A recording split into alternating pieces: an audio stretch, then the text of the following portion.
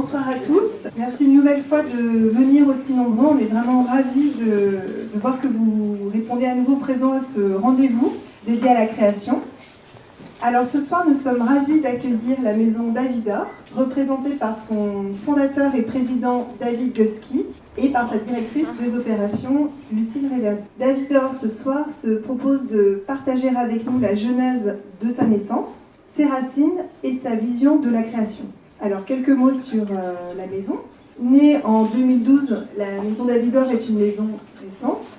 Cependant, la passion de son créateur pour la joaillerie remonte à sa plus tendre enfance. Fils des plus grands distributeurs américains de bijoux précieux, David Gusky a la chance de voyager très tôt en Europe, en Italie notamment, et il tombe amoureux de son architecture. Entrepreneur dans l'âme, il souhaite développer sa propre ligne de joaillerie et crée la maison Davidor en 2012, qui d'un point de vue stylistique se veut un hommage à l'architecture des villas palladiennes et aux arches de la place Vendôme. En gémologue averti, David Gusky, diplômé du GIA, a également développé une taille spécifique pour le diamant et les pierres de couleur, la taille arche. Ce soir, ce qui nous intéresse, c'est de comprendre les raisons de ce pari fou. Compte tenu de l'hyperpuissance des grandes maisons historiques de la place, pour quelles raisons créer ex nihilo une nouvelle maison de joaillerie? C'est aussi de mieux cerner l'identité de cette marque et sa stratégie. Et enfin, c'est comprendre comment le processus créatif s'organise dans ce qui est encore une start-up. Je me tourne ainsi vers nos deux invités pour démarrer cet échange. Alors, pourquoi ce pari fou? Tout d'abord, merci beaucoup de nous recevoir dans votre école. Nous sommes ravis de vous présenter notre maison. Nous allons, comme Amandine l'a souligné, aborder le thème de la création sous un angle qui est celui de la création d'une marque. On parlera évidemment de la création d'une collection et d'un produit, puisque ça fait partie de la vie d'une maison, mais on a mis l'accent sur vraiment la création d'une marque parce que c'est aujourd'hui ce qui nous différencie peut-être des grandes maisons institutionnelles de la place. Donc nous allons commencer cette première partie en fait, de la présentation par pourquoi en fait une nouvelle maison de joaillerie. Bon, c'est vrai qu'aujourd'hui sur la place de Paris, entre les quartiers, Van Cleef, Chaumet et puis les plus récents comme Chanel ou Dior, ils ont les meilleurs directeurs artistiques, ils ont des histoires et une ADN formidable, ils ont une légitimité énorme, ils ont également le soutien financier de grands groupes. Nous on arrive, on n'a rien de tout ça. Davidor est une marque qui n'existait pas avant 2012, même techniquement de 2012 à 2014 qui n'existait pas du tout, on va dire, qui a commencé à exister plus en 2014. Donc pourquoi et comment est-ce qu'on essaie en fait de faire ça? Donc je vais laisser la parole à David qui va parler en anglais et je vais traduire. Et je vais laisser David présenter en fait son parcours et pourquoi il a choisi d'abord de créer sa marque, pourquoi Paris et pourquoi ce pari fou comme disait Amandine. Sorry for my poor French, so Lucille will assist me in translating. So I decided I wanted to start a jewelry maison since I was a child. I grew up with my family being in the jewelry business, but on the large distribution side where the craftsmanship is less important and price is more important.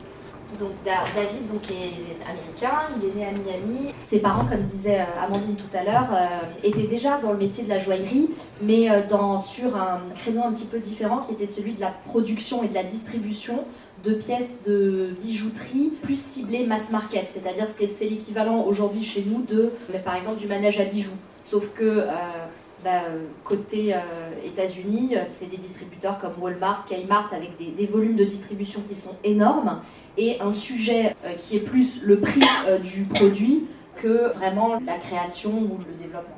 However, even though I was exposed to that world of more mass production, I had a passion for craftsmanship and respect for the process of how a design becomes reality, from paper to metal to arrive in the boutique. So I decided I wanted to begin a journey in developing a brand. And in searching for the right home for my brand, I chose Paris. My parents began their business in Vicenza, Italy, which you might be familiar with as it's very large city for mass production jewelry in gold. Donc, David, donc même si effectivement il était plus habitué à un monde de production de mass market, il a toujours été très attiré et toujours très impressionné par la façon du bijou, donc l'artisanat en tant que tel, et la façon dont un dessin, une création devient ensuite un objet et un bijou. Donc il a souhaité lancer sa marque avec une composante façon assez importante, et il a été habitué en fait à voir tous ces process, ce déroulement de fabrication à Vicenza, en Italie, qui est une ville peut-être que vous connaissez parce que c'est une ville de joaillerie assez renommée. Encore aujourd'hui, il y a encore beaucoup de production là-bas. Et David, lui, a été habitué à aller là-bas et à voir les artisans travailler et à regarder un petit peu comment tout ça se passait. Il est véritablement tombé amoureux de tout ce monde. So I decided to return to Italy where my parents had been working, and I went to the town of Valenza where you have the fine and high jewelry workshops that produce for the brands like Damiani and Bulgari and many of the famous Italian brands. While I was there, I began to make models and to see the pieces come to life and to inspect the polishing and the setting quality and all of the execution of the jewelry. Donc David, pour commencer son parcours et son voyage vers Davidor, est allé s'installer à Valenza, donc il y a une autre ville italienne de joailliers qui concentre un grand nombre d'ateliers de grandes marques italiennes comme Damiani ou Bulgari qui sont installés là-bas. Et il a appris les métiers de la bijouterie, donc les métiers de fonte principalement, de bijouterie, le polissage, le sertissage, et il s'est familiarisé avec toutes ces techniques et tous ces savoir-faire. While I was there and seeing everything become real pieces of jewelry, I decided that the quality I was looking to achieve was something more. And I had always heard from learning throughout my childhood till now about Parisian jewelry being the highest level of craftsmanship. So I decided to pick up and to move here the next day. En fait, donc David a fabriqué des prototypes en Italie, mais il a toujours entendu et su que les meilleurs artisans de joaillerie et les mains les plus fines se trouvaient en France et en particulier à Paris.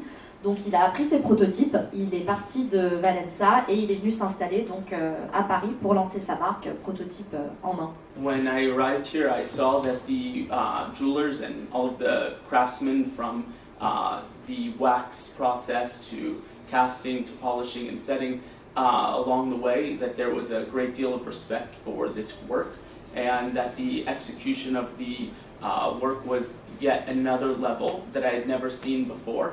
And I felt that it was really the correct place to make my home for the brand I was hoping to achieve, both in the sense of quality, exposure, price and style. Donc quand David a découvert les mains parisiennes et les artisans qui travaillaient dans les ateliers à Paris, il a vu que le niveau de qualité et de raffinement était celui qu'il souhaitait pour sa marque, tant depuis le tout début du process, comme par exemple les techniques de sculpture de cire jusqu'aux toutes dernières étapes de polissage. Le raffinement en fait qui était apporté par les ateliers français correspondait au niveau qu'il voulait pour sa maison. Et également le Paris comme place pour ouvrir sa maison lui semblait être le meilleur choix, puisque nous sommes nous sommes au milieu de Cartier, Van Cleef et d'autres marques, donc c'était vraiment dans ce milieu-là qu'il voulait installer sa maison. So over the past 2 years, nearly 3 years that we've been based here in Paris, we have created a team that works with Lucille and I on the process from the first sketch, which I lead the artistic direction on, through the manufacturing and now into our boutique. We've opened our first boutique here, and now we are working daily on the full cycle that starts with the original sketch and arrives on the customer's hand or around their neck. Depuis que David est installé en France, il a créé autour de lui donc une petite équipe qui en fait va de la création en fait des premiers croquis de la marque. Il réalise ensuite toute la chaîne de fabrication, de distribution et jusqu'à arriver dans la boutique qui est notre boutique et dans les mains de la cliente. Donc on est chez Davidor, tout est internalisé, c'est-à-dire qu'on s'occupe vraiment, on part vraiment du croquis et on s'occupe de la vente. On n'a pas de distributeur autre que Davidor. Voilà, tout est pour l'instant, en tout cas, interne. Donc ça, c'était pour expliquer pourquoi cette idée et comment David est arrivé là. Et effectivement, pourquoi ce pari? Parce qu'effectivement, comme je disais tout à l'heure, il y a déjà beaucoup de maisons. Et puis, nous, on n'a pas d'histoire, on n'a pas d'ADN. Et on arrive là. Pourquoi? D'abord, il faut savoir que le marché mondial de la joaillerie, c'est un marché qui est très important et qui est encore en croissance. Donc, alors après, il y a des crises. On est en train d'en vivre une en ce moment. Il y en a eu une en 2008-2009. Mais il y a des crises, mais globalement, le marché est plutôt en croissance. Et la bonne nouvelle, c'est aussi que c'est un marché qui est assez peu, entre guillemets, brandé. Alors, je ne savais pas comment le dire en français. Mais c'est-à-dire que le chiffre d'affaires qui est réalisé par des marques est encore assez peu important dans le chiffre d'affaires global qui est réalisé sur le marché mondial de la joaillerie.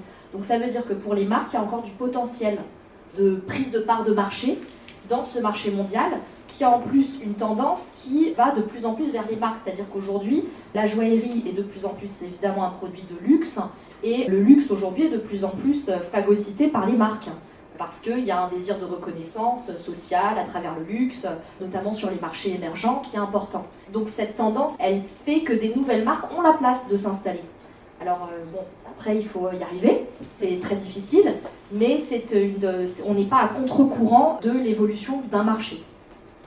Ça, c'était pour le petit point économique. On ne peut pas se comporter, évidemment, comme un Cartier ou un Van Cleef qui ont les meilleurs artisans, les meilleurs créateurs et une ADN, des archives complètement dingues et qui peuvent proposer des choses et retravailler des thèmes en permanence. Nous, on a tout à créer et également, on doit se présenter un petit peu différemment. Donc l'approche de David, ça a été, ce qu'on est en train d'essayer de faire, c'est d'avoir une approche qui est un petit peu différente des marques institutionnelles. Et nous, dans notre malheur d'être une petite marque, on a la chance de pouvoir être un petit peu anticonformiste et de pouvoir être un petit peu moins formel que ces maisons-là. Donc je vais laisser David expliquer ce qu'il entend par là. Mais c'est un peu notre approche stratégique. L'expérience est devenue plus importante que la détention de l'objet. Ça paraît choquant peut-être parce que nous, surtout vous, votre travail c'est de fabriquer l'objet. Donc c'est sûr que c'est un peu bizarre d'entendre ça. L'objet est archi important, mais aujourd'hui, les marques, pour exister, elles ont besoin d'autre chose. C'est-à-dire que l'objet, ça va de soi. C'est un objet qui est parfait, ça va de soi, mais ça ne suffit plus maintenant. Maintenant, il y a d'autres choses que les clients attendent, et ce que les marketeurs, entre guillemets, ont qualifié de l'expérience. Donc l'expérience d'achat et l'expérience de quand on porte sa pièce, c'est-à-dire c'est tout le style de vie, entre guillemets, qu'elle apporte, c'est ce qui est devenu important, et c'est ce que David, qui est assez jeune, on a la chance d'être une équipe assez jeune, on est réceptif à toutes ces tendances et à tout ce qui se passe dans le secteur du luxe sur ce sujet. So, in creating Davidor and the customer experience, so everything that occurs after the piece is finished and out of the atelier, from the point that it arrives in the boutique until somebody purchases it, is, as all of you know, very important. In France today, and for a very long time, the process is quite traditional, very formal, and if you are not French, it's quite intimidating. The experience in the store. Yes, in the boutique. To walk into the boutique, to see the jewelry, it's not really the friendliest experience because somebody worked on the pieces very hard. The brand is now proud to present it, and then you feel like you can't really enter. Alors ce que David dit, c'est que donc, lui en tant que client et en tant que visiteur en fait, de toutes ces maisons, il a toujours vu des pièces magnifiques dans ces boutiques et il a toujours senti un accueil un petit peu froid dans toutes ces maisons et un peu formel. Alors peut-être que pour nous Français c'est entre guillemets normal parce que c'est les codes du luxe et c'est ce à quoi on est habitué, mais pour des étrangers c'est intimidant. Et ça freine un petit peu, on n'ose pas trop rentrer, on ne sait pas trop si c'est un musée, si c'est un magasin, si on va être accueilli, comment on va être accueilli. Et ça, c'est une approche que David a ressentie et surtout qui est partagée par de nombreuses personnes qui viennent à Paris dans ces maisons magnifiques. It was very important to me that our designs and jewelry become something that women and men, as we have unisex collections, could really enjoy wearing every day, whether it's more in the fine jewelry category or even high jewelry. Everything shouldn't have to be like a museum or something that you can't enjoy.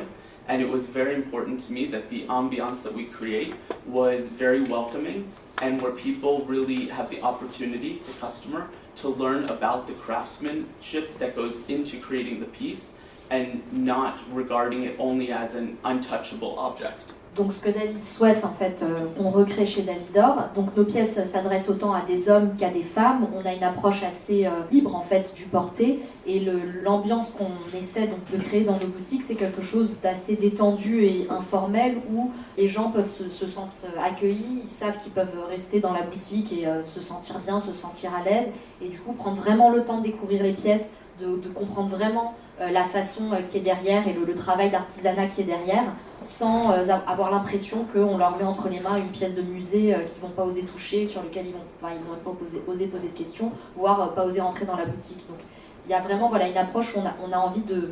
Enfin on a une approche, on va dire, entre guillemets, décomplexée de la joaillerie, avec une proximité plus importante entre la marque et le client. Our customer today is a customer who has the resources, the financial resources to go to any brand that they wish to go to. The way that we work to attract these customers in order to show them what we do as we're new and they may not know us is by greeting them in a more welcoming and educating them about what we do in order to be able to create a desire for them to have a Davidor piece. So it's quite a different, I guess you could say that we work with the customer in quite a different way, as customer experience is just as important as the piece itself. En fait, les clients donc, auxquels s'adressent nos pièces sont, vous l'aurez compris, des clients qui ont un fort pouvoir d'achat et ils peuvent tout aussi bien aller chez Cartier ou chez Chanel acheter une pièce de joaillerie. Et nous, ce qu'on veut leur apporter, c'est quelque chose de supplémentaire, c'est vraiment une expérience et un côté assez chaleureux dans l'accueil, et pour qu'ils se sentent vraiment qu'ils font partie de la marque, qu'ils peuvent vraiment découvrir les pièces et vraiment comprendre le travail qu'il y a derrière, mais surtout, en fait, ce qui est important, c'est qu'ils puissent créer en fait un lien entre eux et la marque, parce que la pièce de joaillerie est très importante, mais le sentiment qu'ils auront en achetant en fait le produit, pour nous, est tout aussi important. Parce que si on a entre guillemets que le produit, les produits chez Cartier ils sont tout aussi beaux, donc ça ne nous différencie pas tellement. Ça c'était pour donner l'approche stratégique sur la façon dont on veut présenter en fait les choses aux clients. Après on vous invite à venir dans la boutique pour le comprendre en vrai, ça c'est plus facile. Alors là c'est très marketing, mais je pense que c'était important parce que dans la création d'une marque, il y a la marque, il y a les créations en tant que telles avec toute l'inspiration, on en parle juste après, mais il y a également l'offre produit et ce qu'on propose aux clients. Le b.a.-ba du marketing produit, c'est ce qu'on appelle les 4 P. C'est 4 mots qui définissent en fait un angle du produit et l'ensemble fait l'offre de produits, ce qu'on appelle le mix marketing. Donc il y a le mini-cours de marketing, il y a la variable produit, la variable, alors place, c'est l'emplacement, en fait le réseau de distribution, la variable prix, évidemment, très importante, et la variable qui s'appelle promotion, c'est pas promotion dans le sens discount, c'est promotion dans le sens communication. Je pensais que c'était intéressant de vous dévoiler notre stratégie marketing, la stratégie marketing de Davidor, pour que vous compreniez vraiment ce sur quoi on s'appuie pour justement proposer à nos clients une nouvelle marque qu'on essaie de proposer un petit peu différemment des grandes maisons qu'on admire beaucoup. Donc la variable produit, qui est très importante pour nous, donc c'est la qualité. C'est ce que je disais tout à l'heure, le produit, ça ne doit pas être un sujet. On peut aimer ou pas le design, mais la qualité du produit, la façon dont il est exécuté et réalisé, la qualité doit être indiscutable. Donc tout à l'heure, David nous parlait de l'Italie. Donc Made in France ou Made in Italy. So David, what did you choose? We produce 100% of the jewelry in Paris and have the marque Joaillerie de France to certify the production is here. And it was, as I said before, very important to me that we had this level of quality that I was in search of and could only find here in Paris. So we really focus all of the development, production, every aspect of the process here in Paris. Les produits Davidor sont entièrement réalisés en France, à Paris. Donc on utilise le poinçon Joaillerie de France, que je pense que vous connaissez, qui certifie donc que les produits sont faits en France. Pour nous, plus qu'un engagement pour nos clients, c'est un véritable élément marketing. On vend le savoir-faire français. Voilà, c'est très très important pour nous et c'est ce qu'on a choisi. Et c'est la caractéristique prédominante de nos produits. Voilà, tout est fait en France. Et même quand je vous dis tout est fait en France, c'est même le mousqueton qu'on met sur les chaînes, il est fait en France. Tout est vraiment fabriqué en France. Même les cordons, on a des produits, vous savez, il y a beaucoup de marques qui font des produits sur cordon comme ça. Même le cordon est fait à côté de Lyon. Donc on a vraiment, on soigne bien nos approvisionnements. Et évidemment, après, notre atelier est à Paris. Donc ça, c'était pour le Made in France. Après, pour la variable distribution, comme je vous ai dit tout à l'heure, alors je ne vais pas rentrer dans le détail de comment on distribue nos produits, mais notre stratégie aujourd'hui, c'est de n'être vendu que dans des boutiques Davidor ou alors en corner dans des grands magasins. Mais on n'est pas présent chez des détaillants de joaillerie comme Arige ou comme Dubaï, voilà, qui sont des grands distributeurs qui distribuent des marques comme Cartier, par exemple. Voilà. Nous, aujourd'hui, on souhaite vraiment maîtriser notre distribution. Mais alors, le sujet, c'est où placer cette boutique et où placer la première boutique, parce que la première boutique, c'est ce qu'on appelle un peu le flagship, donc le vaisseau amiral de la marque. Ça dit beaucoup de choses sur la marque. Déjà, esthétiquement, c'est un endroit qui va représenter tous les codes ADN de la marque et qui va positionner la marque d'une façon ou d'une autre. C'est-à-dire qu'on n'est pas perçu de la même façon si on ouvre dans le Marais entre deux créateurs super trendy ou si on ouvre Place Vendôme. Ça n'a pas du tout la même connotation.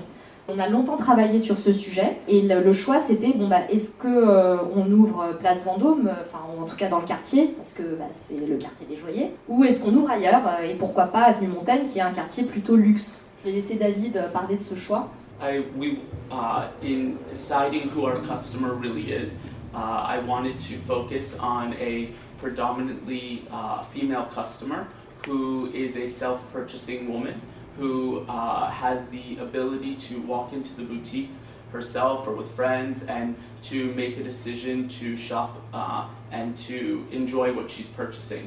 As I was saying before, some of the styles of the boutiques in Paris in our industry in jewelry at our level of prices are a bit cold and make you feel as though you have to be a couple shopping, husband and wife, or it's only for special occasions. And I really wanted to take the route of positioning us in a world where you have fashion as well, not just jewelry.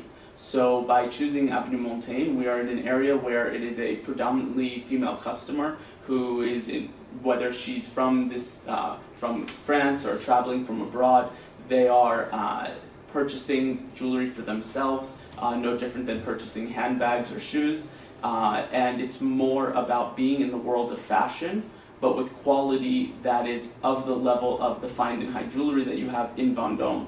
So it's really taking that world and moving it to a younger spirit of today's woman who has the desire to purchase for herself, and everything isn't only a birthday or Valentine's or anniversary or unique gift throughout the year. And for me, I really felt as though Avenue Montaigne had this clientele, and our offices and showroom are in Rue de la Paix, so I was very familiar with the Vendôme area, and really I never felt that I saw young people, women alone shopping, buying, and enjoying the day. And I really wanted that for our brand. Donc ce que dit David, c'est qu'au moment de se poser la question entre l'avenue Montaigne et la place Vendôme, on a réfléchi à qui finalement, à qui s'adressaient nos bijoux et qui était notre cliente. Compte tenu en fait du positionnement de notre marque et de la façon dont on va communiquer, la place Vendôme me semblait pas forcément adéquate pour nous, parce que les grandes maisons qui s'y trouvent ont un côté beaucoup plus institutionnel, et les clients qui vont en fait faire un acte d'achat dans ces boutiques viennent souvent pour un événement. C'est souvent un homme et une femme qui viennent ensemble, qui viennent repérer, puis qui viennent ensuite acheter. Il y a quelque chose d'assez formel dans l'expérience d'achat. Enfin, c'est comme une cérémonie finalement, il y a vraiment un côté très institutionnel, et c'est pas tellement l'approche qu'on a avec Davidor. La cliente à laquelle on s'adresse, C'est une cliente déjà qui est beaucoup plus jeune, donc ça peut être une femme, ça peut être un homme. C'est dans le cas d'une femme qui a un pouvoir d'achat qui fait qu'elle fait du shopping toute seule, qu'elle s'achète des choses. C'est pas un mari et une femme qui viennent choisir un cadeau pour la Saint-Valentin ou pour Noël. C'est une cliente qui est plus fashion, qui va s'acheter un sac de luxe et puis qui passe devant David d'Or et qui s'achète une petite bague ou un pendentif. Voilà, il y a plus cette approche d'achat mode, et donc c'est pour ça que l'avenue Montaigne nous a paru plus adéquate pour installer notre maison, et en tout cas plus dans l'état d'esprit de ce qu'on veut pour la marque. Et puis parce que avenue Montaigne, il y a un côté vraiment shopping mode qui n'existe pas en fait place Vendôme, et donc nous ce qu'on souhaite en fait apporter, c'est un produit qui soit du niveau de ce qu'on peut trouver place Vendôme, donc avec vraiment une vraie belle pièce de joaillerie, mais avec une approche plus facile entre guillemets à acheter et plus mode. D'ailleurs, vous verrez dans nos collections, en fait, il y a un côté assez fashion parce qu'on travaille beaucoup la couleur. Les pièces sont développées et sont faites pour être portées en même temps. Donc on peut changer de couleur, on peut en acheter plusieurs, on peut en acheter qu'une, on peut changer de style. Enfin, il y a vraiment une approche très ludique et très mode, et moins on s'achète une bague ou un bracelet pour une occasion et voilà, on le met au coffre et on n'y touche jamais, quoi. Il y a vraiment un côté très everyday, quoi, vraiment très tous les jours, et c'était plus dans le style de l'avenue Montaigne avec donc ces boutiques mode. Donc ça, c'était la variable place. Bon, prix, on va passer rapidement, hein, la stratégie de positionnement prix de David d'Or. On a choisi stratégiquement d'être positionné à un prix inférieur aux autres maisons parce que on n'a pas la puissance et l'histoire des autres maisons et la légitimité, bien que en coût nos produits coûtent la même chose, voire plus, parce que nous on est pour le coup 100% made in France, sans vouloir non mais voilà, juste c'est pour dire que voilà, au niveau du positionnement prix, c'est aussi très important, c'est-à-dire qu'il y a ce qu'on appelle côté client la valeur perçue, et la valeur perçue, si vous voulez, le client, le fait qu'il y ait X heures de joaillerie, de bijouterie sur le produit et que ce soit super compliqué à polir, il ne le voit pas toujours, il y a toujours une valeur perçue, et la valeur perçue elle vient aussi avec la marque. Et la marque David d'Or n'étant pas encore une marque célèbre, on ne peut pas se permettre de positionner nos prix exactement comme un Cartier ou Dior, ou voilà. Donc ça, c'est notre stratégie de positionnement. Après, on ne laisse pas les prix du marché, hein, pas du tout. Hein. Mais on attache beaucoup d'importance quand on lance un produit. On étudie très bien son prix boutique pour être sûr qu'on n'envoie pas un mauvais message à nos clients et pour être sûr que se situe dans un créneau de marché qui est réel et qui nous permettra de vendre nos produits. La variable communication, David va vous expliquer rapidement ce qu'on fait en communication. Today we are mostly communicating to our customers using social media like Instagram. The world is a different world today, and everything isn't only about print advertising and the more traditional routes of communication. So actually almost all of our biggest sales of large quantity and very high value sales have actually come through Instagram, which is quite strange when you think about it, but that's really where the communication seems to work best for us. So again, although we are competing on price and quality with very old houses, we are also choosing to engage in more new technology and new methods of communication, and not only relying on what is the normal of the jewelry business. So a lot of what we choose to do in communication, again, follows more the world of fashion and breaks the codes a little bit of jewelry standards. Donc en termes de communication, comme on est une marque jeune, on ne travaille pas tellement sur tout ce qu'on appelle les médias imprimés, je ne sais pas comment on dit, mais les pubs dans les magazines, etc. On a une stratégie de communication qui est beaucoup plus orientée sur les réseaux sociaux, et notamment Instagram. Donc on travaille principalement avec ces outils-là. Comme David vient de le dire, en fait, c'est assez surprenant, mais nos plus grosses ventes viennent d'Instagram. Et c'est des ventes très très importantes de clientes qui viennent acheter tout un set de produits entièrement pavés. Et ça vient d'Instagram, c'est-à-dire que les clients nous voient sur Instagram, et puis quand ils sont à Paris, ils viennent à la boutique, et puis ils achètent ce qu'ils ont vu sur le site. Ça peut être surprenant pour des pièces qui ont la valeur assez importante, mais c'est aujourd'hui comme ça que ça se passe.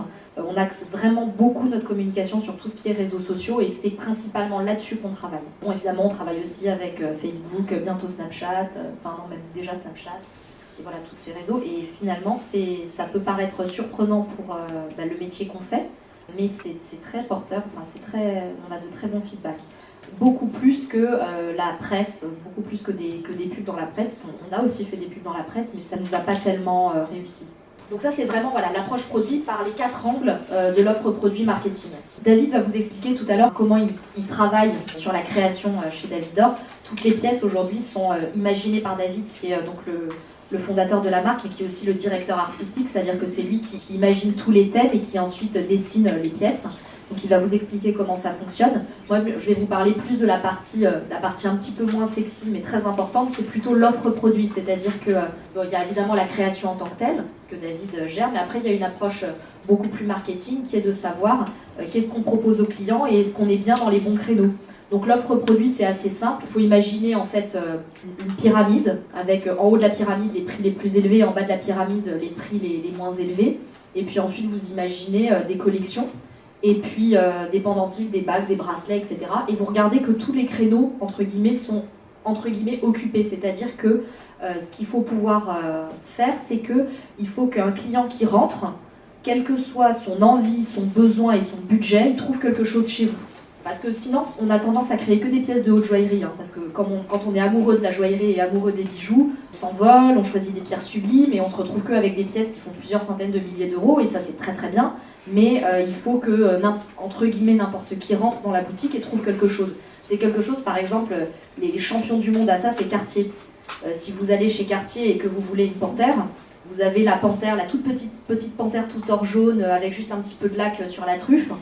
Et puis vous allez avoir la panthère de haute joaillerie. Et entre, vous avez plein de panthères différentes avec plein de prix différents en pendentifs, en boucles d'oreilles, en bagues, etc. Donc ça s'appelle l'offre produit. Et chez Davidor, on travaille comme ça. On a cette approche-là où on essaye, alors c'est pas toujours facile, mais de créer des produits qui répondent à tous les besoins dans évidemment une gamme de produits donnés évidemment.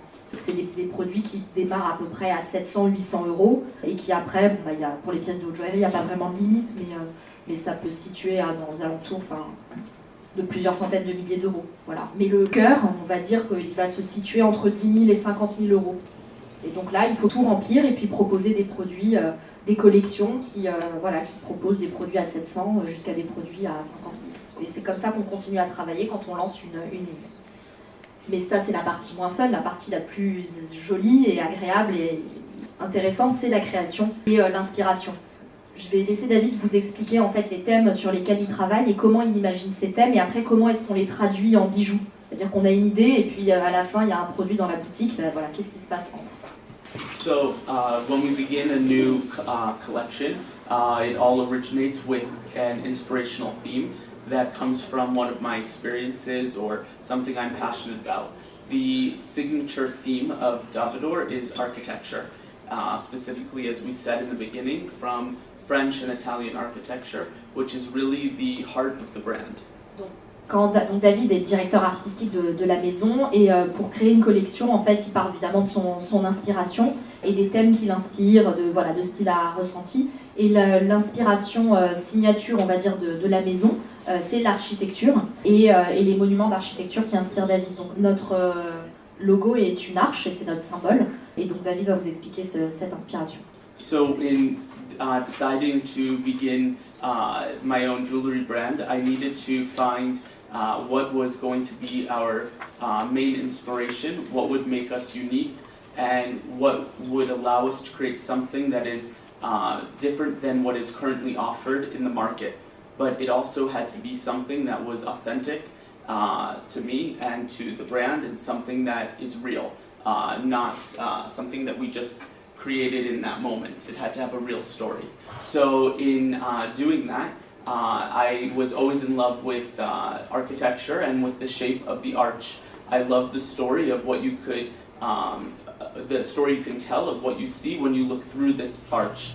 The incredible structure, the flora and fauna, the romantic gardens that you have, all of the different poetic stories that come from this shape and that are really at the heart of great architecture, whether it's a home or it was a palace or something historic. And I felt that this was a shape that is both iconic and recognizable. It is something that you see throughout Europe, you have it in the Americas, you have it in the Far East. It is something that we can all relate to.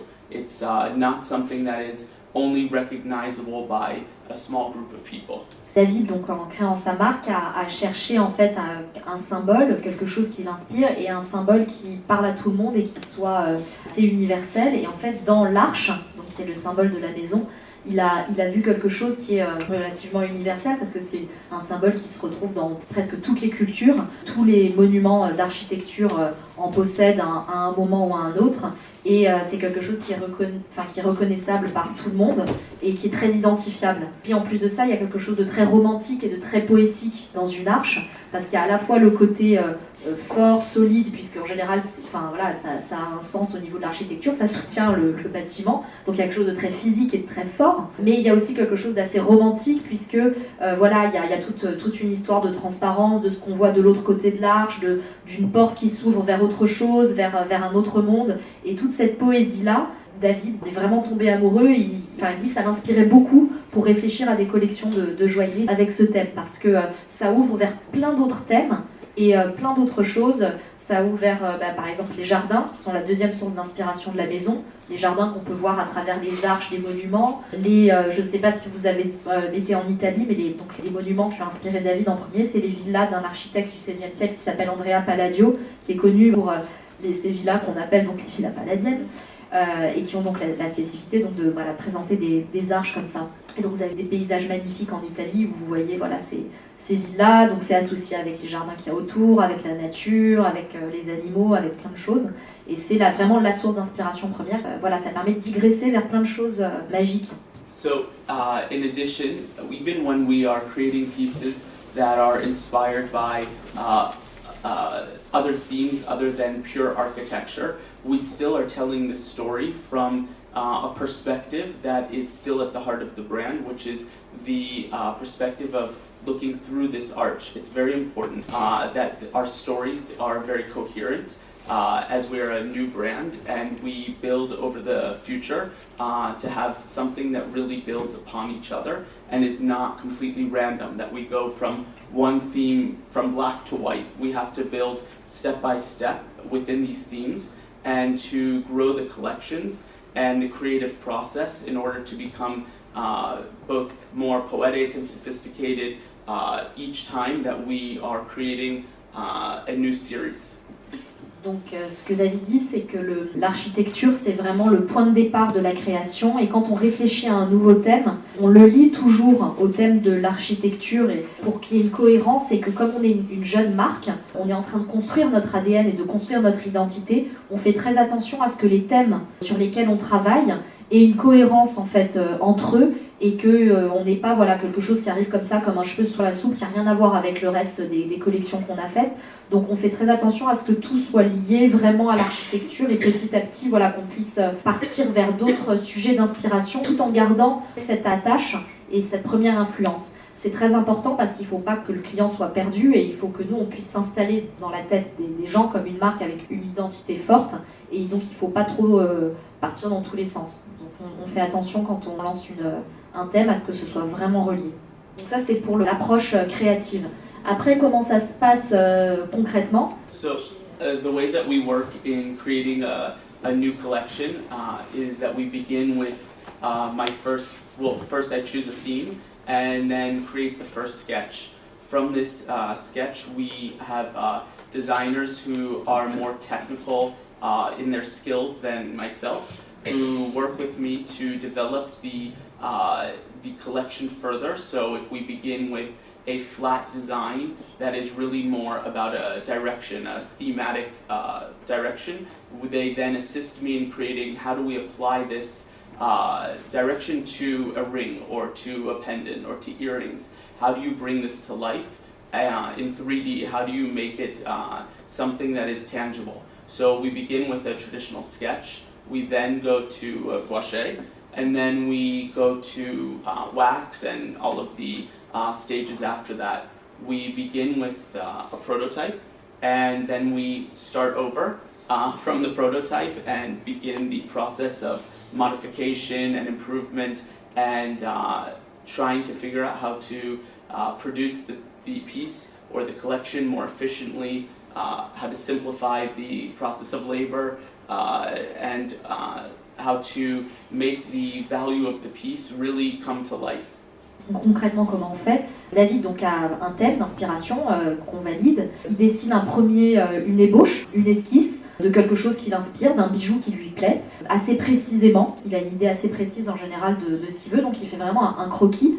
Et ensuite, on a des dessinateurs plus techniques et entre guillemets plus expérimentés, donc des dessinateurs de métier, qui redessinent en fait ce produit en le déclinant pour faire une collection. C'est-à-dire que voilà, David, par exemple, dessine un motif à plat qui peut être un motif de bracelet, et le dessinateur après vient proposer une bague, un collier, tout ça pour former vraiment une collection et vraiment bien décliner les pièces. On fait faire également des gouachés pour ces produits, notamment quand on a des commandes clients. On présente toujours en fait un gouaché traditionnel à la cliente, qu'on lui offre évidemment. Donc voilà, c'est vraiment une approche très traditionnelle. Ensuite, une fois que les dessins sont validés, là on travaille directement en fait avec l'atelier, alors soit de façon très traditionnelle en sculptant une cire, soit sinon pour quand le motif s'y prête plus, en CAO, et ensuite on valide en fait sur résine. On fabrique un prototype une fois que tout est bien validé. Une fois qu'on a le prototype, on modifie tout ce qu'on a besoin de modifier, on s'assure bien que la pièce ne bougera plus, et là on recommence tout parce qu'on découpe en fait le produit de façon à pouvoir le fabriquer de la façon la plus efficace possible pour pouvoir le rendre fabricable en fait en série et à des coûts façons qui nous permettent nous de positionner notre produit dans le créneau de marché qu'on souhaite. Donc ça c'est un gros travail d'industrialisation mais qui est très important pour nous puisqu'il permet vraiment de faire qu'un produit qui à la base était un produit unique prototype devienne un produit fabricable en série, ce qui est assez important dans le process.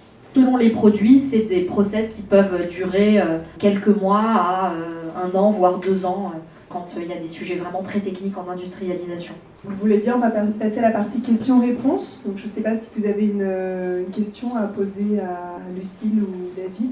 Oui. Quand vous parlez de fait de faire en série, du coup je me demandais, est-ce que vous faites aussi des commandes uniques, du coup, des pièces uniques? Oui. On a dans notre collection des pièces qui sont des pièces uniques aujourd'hui, parce que parfois on a une pierre qui est une pierre unique, donc forcément la pièce qui est créée autour est une pièce unique, ou alors parce que c'est des pièces qu'on a voulu créer en qu'un seul exemplaire pour qu'on puisse la qualifier de pièce unique.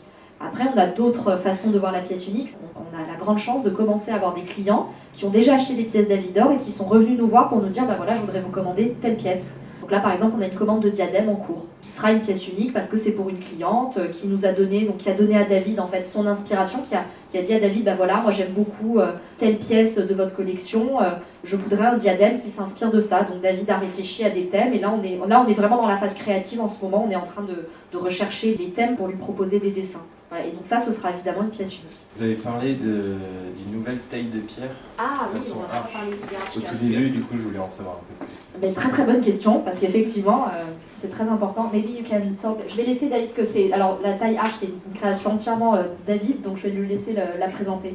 In creating Dr. Door, it was very important to me that we have many aspects that make us unique. It is very rare, even amongst all these old houses, to have your own cut of diamond or colored gemstone. So you have Tiffany has another facet on a brilliant. You have the Vuitton cut. But really, other than that, there's not many that are known to us today as something that is both in existence and communicated on.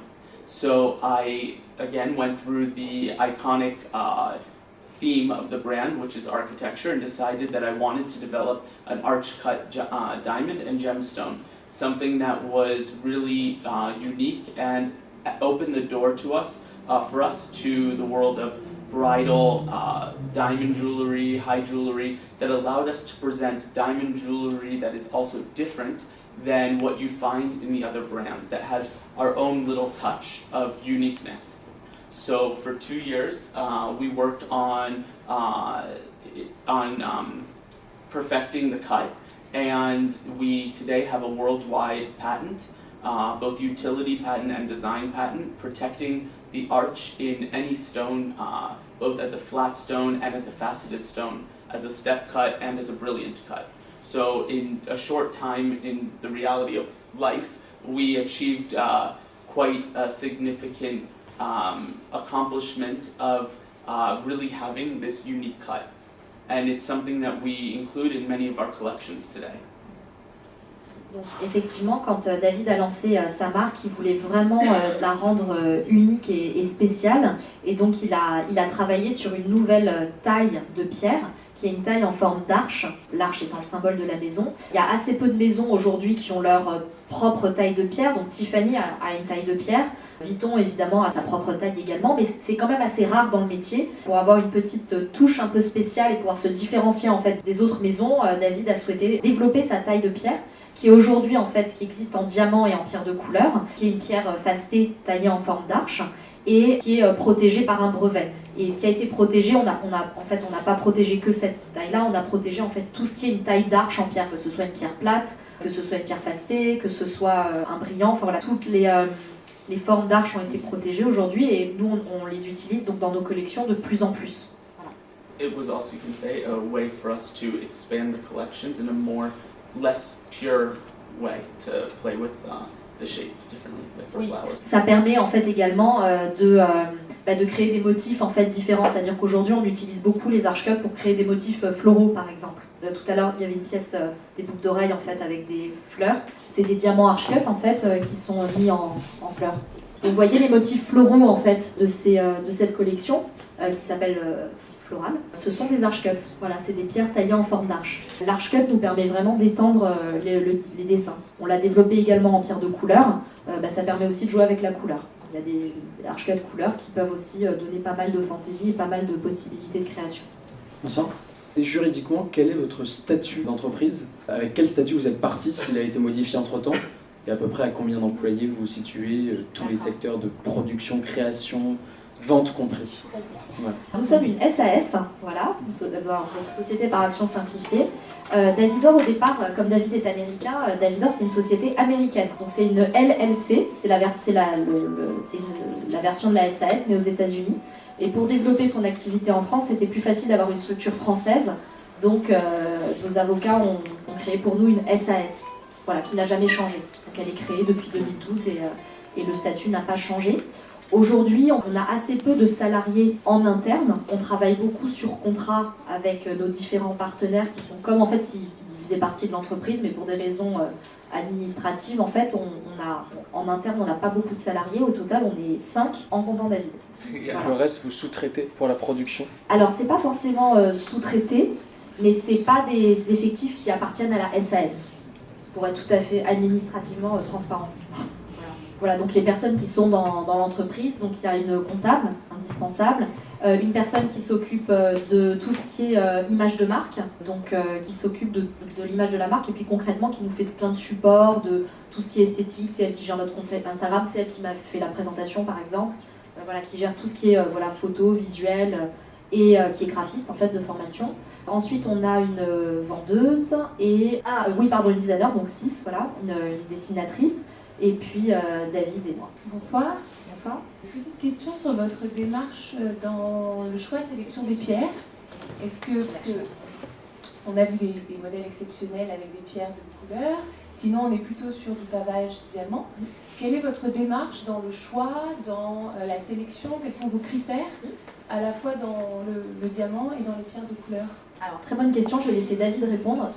We have somebody who works on our team internally who comes from many years of the bigger brands as a stone buyer, and he is an expert gemologist and diamond specialist.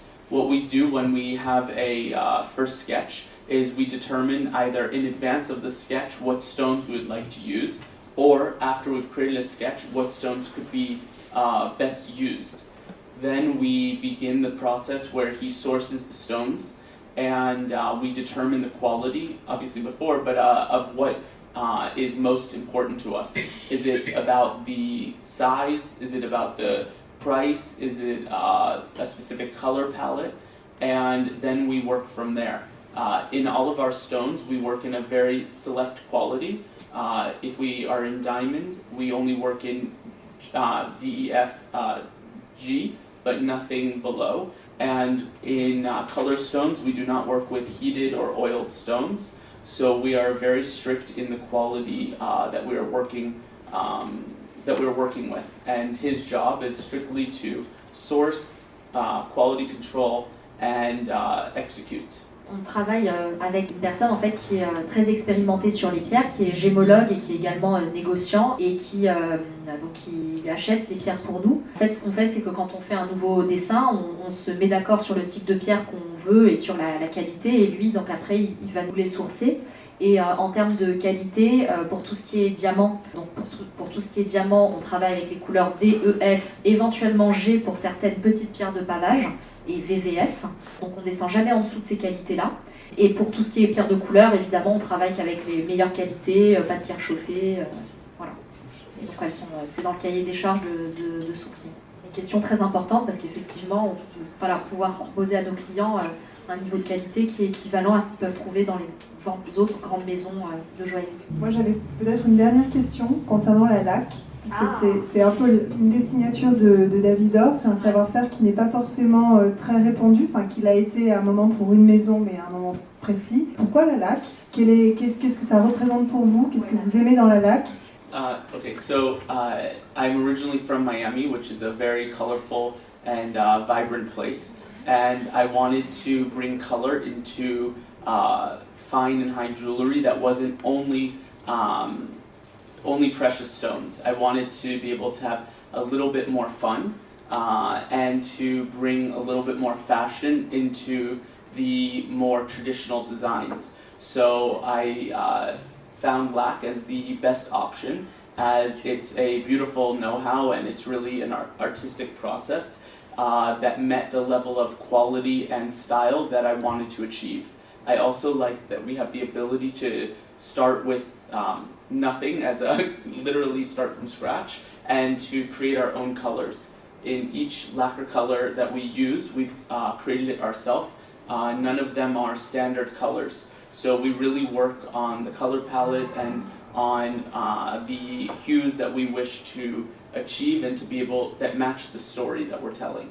So I really chose it as it's a not so overly used material today in our market of jewelry that allowed us to also be different. And I also chose it instead of enamel, because it is stronger and more durable for everyday wear, and as our jewelry is meant to be worn every day, it was very important that we have something that you can hit against the table, you can live your normal life without taking too much care. David est originaire de Miami, qui est une ville, comme vous le savez, très ensoleillée, où il y a beaucoup de couleurs. Lui, il voulait vraiment apporter de la couleur en fait à ses pièces, voir vraiment cette touche mode et puis en même temps pouvoir jouer vraiment avec ses produits. Donc la laque lui a semblé être la meilleure façon en fait d'apporter ce petit supplément de vie au produit. Et surtout, la laque, c'est un savoir-faire qui est très beau, artistiquement et au niveau de l'artisanat, c'est quelque chose de très fort. Et ça correspond tout à fait au style de façon qu'il voulait apporter en fait à sa marque et à ses produits. Et ce qui est magique avec la laque, c'est qu'on part de rien et on peut créer la couleur qu'on veut. Donc les couleurs de Davidor en fait ont été développées, créées pour Davidor. C'est pas juste une couleur sortie du tube. Donc chacune a une inspiration, a une histoire et maintenant a une recette protégée pour pouvoir être reproduite et utilisée uniquement par nous. Et ça, c'est vraiment un élément important de la maison. Quand vous viendrez au magasin, vous verrez en fait il y a beaucoup de couleurs partout en fait sur les produits. On a 16 couleurs de laque différentes, chacune a une histoire, chacune a une inspiration et ça apporte vraiment quelque chose au produit. Beaucoup de maisons par abus de langage disent émail, mais en fait l'émail c'est l'émail grand feu, c'est pas tout à fait pareil. La laque c'est très dur, hein, la composante principale c'est de la céramique et ça permet en fait quand on a un porté quotidien que la pièce résiste. C'est pas des pièces de musée, c'est des bijoux faits pour être portés tous les jours, vraiment pour porter du luxe tous les jours. Par exemple les bracelets en fait, ce qui résiste pas c'est l'or, hein. L'or c'est mou, ça se raye, ça se patine, etc. La laque ça bouge pas, hein. Enfin faut vraiment y aller fort. Alors, est-ce que c'est compliqué pour une petite maison de trouver la place dans un atelier?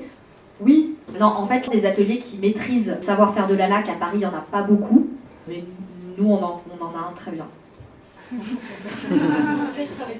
Effectivement, les ateliers ont la chance d'être parfois inondés de commandes par les grandes maisons. Et effectivement, quand on est une petite maison, c'est plus difficile de faire sa place. Mais pour l'instant, tout va bien. Je me demandais, c'est quoi votre vision pour Davidor dans le futur, dans 5 ans? C'est plutôt visé vers l'international ou avec la fabrication française, par exemple? We are currently in the process of building the brand, and our next step will be opening corners in Galeries Lafayette and in Harrods, as well as expanding our boutiques to the United States, as well as select parts of Europe, interesting opportunities. Primarily London will be our next market for the European world, and simultaneously we'll be opening in the US. In addition, we have a more like a network that we're working on in the Middle East, as that's really one of our it's technically our number one customer today, and that is also a focus for us. In addition, we are launching, as Lucille mentioned before, worldwide e-commerce, which I know is still a bit new in our level of pricing in jewelry in Europe to be sold online, but for other markets like the United States, it remains actually the number one market in jewelry. So we believe very strongly in online e-commerce, and this will be all a part of the strategy.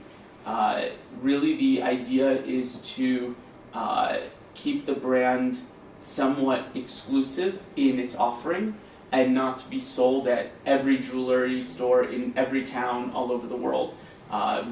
We really want to build the brand one door at a time, in a sense, and to have a very coherent message.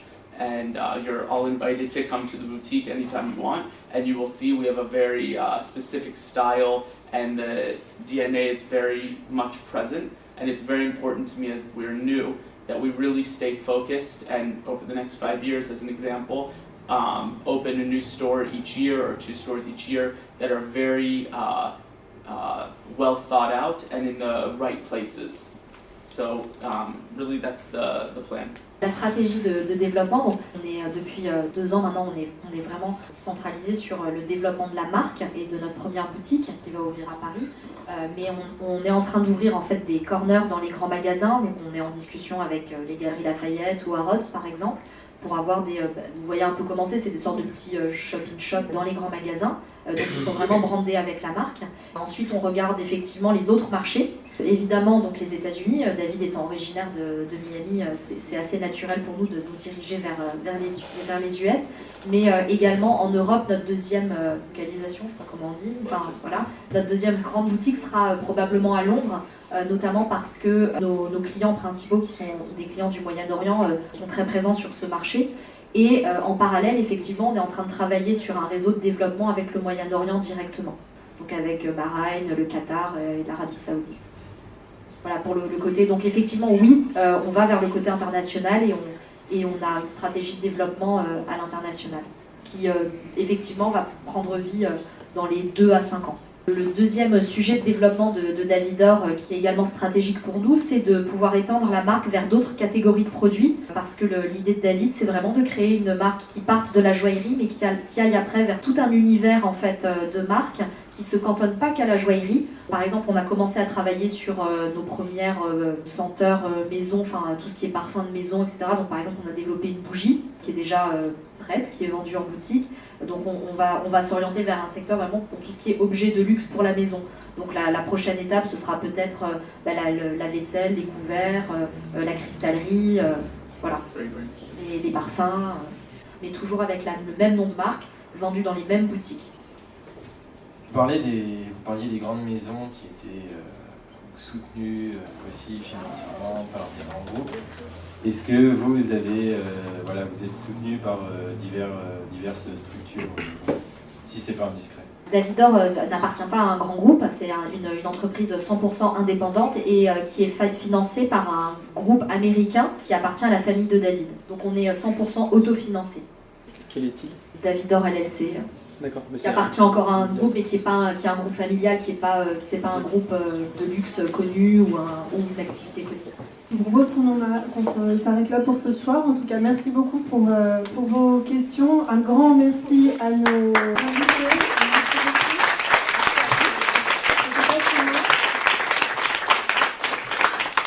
Et comme vous le savez, rendez-vous le mois prochain, parce qu'il y aura une suite, donc le lundi 5 décembre, sur une conférence consacrée au sens du travail.